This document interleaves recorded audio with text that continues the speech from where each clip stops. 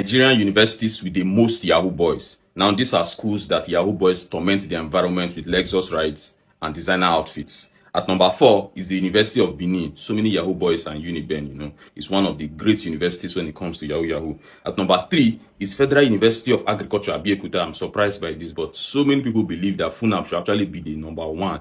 FUNAB is a very strong university when it comes to Yahoo. Are you a student of FUNAB? Let us know in the comment section. At number 2 is LAUTECH, and I believe the reason why LAUTECH is on this list is pretty obvious. Graduation from this school is only a rumor, so what is left for the student to do? Yahoo. LAUTECH, in fact, should be maybe number 1, say, because the Yahoo boys in this school.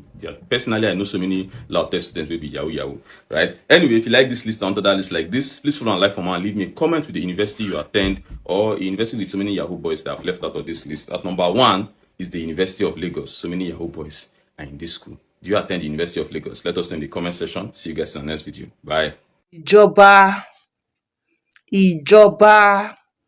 Ìjọba Tinubu. Ṣé bẹ́ẹ̀ ṣe máa wò wá níran rèé?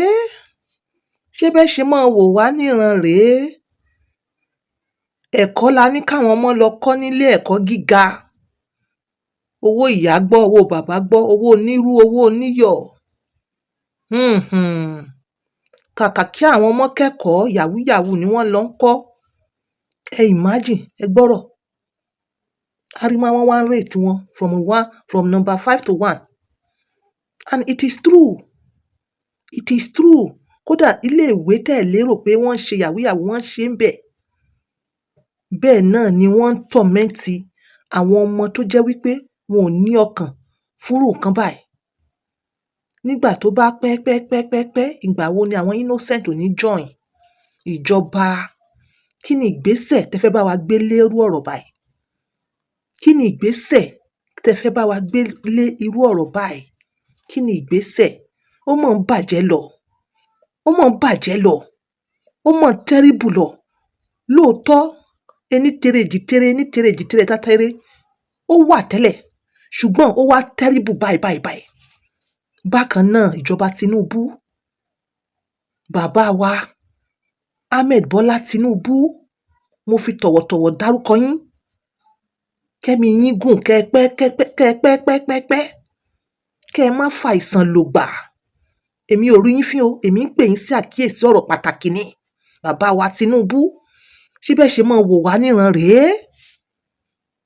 Ní wíìkì yìí alone, tí mi ò bá gbọ́ àtọ̀, mo gbọ́ like 20 bí àwọn youth bí wọ́n ṣe ń pa àwọn young girls. Bí wọ́n ṣe ń gé orí, tí wọ́n ń gé ọwọ́, tí wọ́n ń gé oríṣiríṣi ẹ̀yà ara, tí wọ́n ń jí ọmọ gbé tí wọ́n fi ń ṣètùtù. Bàbá wa Tinubu, Ahmed Tinubu, kẹ́mi ọlá yín gùn sà. Kí la fẹ́ ṣe sí? Báwo lẹ ṣe bá wa ṣe? Rìjíìmù yìí, wọ́n á porúkọ rìjíìmù yìí. Ó ń pọ̀. Tí wọn ò bá pè àkíyèsí yín sí bàbá, ó ń pọ̀ jù. Yahoo pọ̀ jù. Orí gígé ń pọ̀ jù. Bàbá, ẹ bá wa wá nǹkan ṣe sí. Ẹ ṣàánú abiyamọ, ẹ bá wa wá nǹkan ṣe sí. Ẹ ṣàánú wa. Mi ò fẹ́ kí ọ̀rọ̀ mi pọ̀ jù, kó má dàbí ẹni pé ó tún wá bọ́ sí àrífín. Mi ò rí yín fín bàbá, ẹ jọ̀ọ́. Tí ìwé ìbá lè kàn yín, ẹ jọ̀ọ́. Ẹ bá wa set up committee kí wọ́n look into it. Ẹ jọ̀ọ́. Ẹ jẹ́ kí ìlú yìí safe fún wa láti gbé. Àánú àwọn ọmọ kéékèèké ṣì ń ṣe mí. Torí nígbà táwa ń dàgbà, kì í ṣe pé bóyá èmi gan ti dàgbà àgbàlagbà bẹ́yẹn náà o.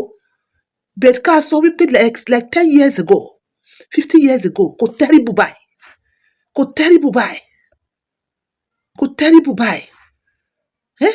Ẹ jọ̀ọ́ bàbá, ẹ jọ̀ọ́. Bàbá wa Ahmed Bọ́lá Tinubu, ẹ bá wa mójútó kíní. There is what you can do as the president tó jẹ́ wípé kíní yóò stop. Tí wọ́n fi mọ ìjọba yín ní ìjọba tó jẹ́ wípé ó dì pẹ̀lú issues yìí. Ẹ jọ̀ọ́ bàbá. Ẹ dákun bàbá. Ẹ jọ̀ọ́ bàbá Tinubu. ẹ dákun mi ò mèèyàn tí mo fẹ́ pè yàtọ̀ sẹ́yìn because ẹ̀yin náà ni olùdarí wa Nàìjíríà yìí ẹ dákun ẹ jọ̀ọ́ bàbá ẹ jọ̀ọ́ ẹ̀yin tèmi ọ̀rọ̀ tí mo mú wá fún yín lẹ́ni nìyẹn. This is On Point by 2. Always using my words to help others. Bye for now.